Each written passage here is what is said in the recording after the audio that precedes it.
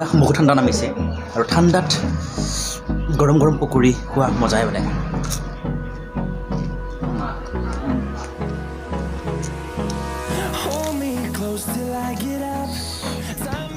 দেখিছে পকৰি আৰু জলকীয়া।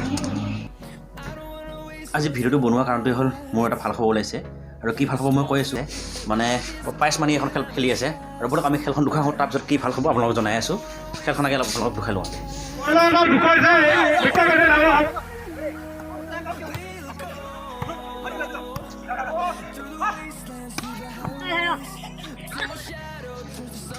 ভাল খবৰটো ক'ব বিচাৰিছোঁ।